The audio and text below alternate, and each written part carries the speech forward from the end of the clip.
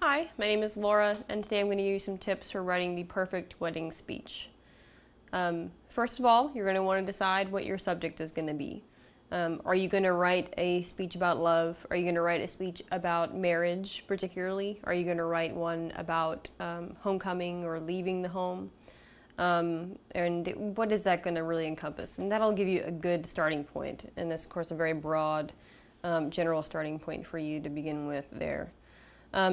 Next, of course, you're going to want to write a few drafts of the speech. In order to make it the perfect speech, you're going to have to start from square one and then move up as you go.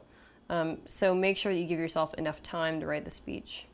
You're going to want to make personal and funny references to the bride and the groom in your speech, but you're also going to want to include something a little more serious to give buffer to those. So you're going to want to have the sweet and the tart in the same speech so that you can make it really good. And finally, you want to perhaps draw from famous literature or poems in order to give your speech even a loftier meaning.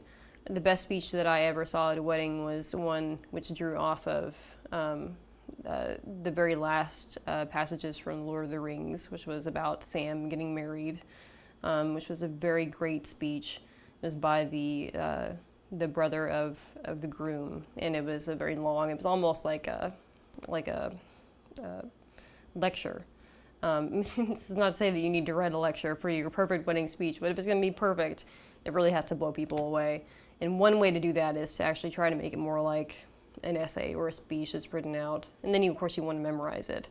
So write something that you can memorize within that time frame, and really try to include things that are going to make it better than you ever imagined it could be.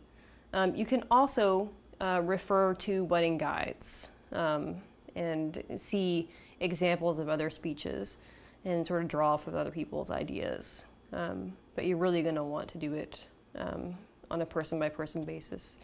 So you're going to, try to reflect yourself and your opinions in your speech. So good luck writing that perfect wedding speech.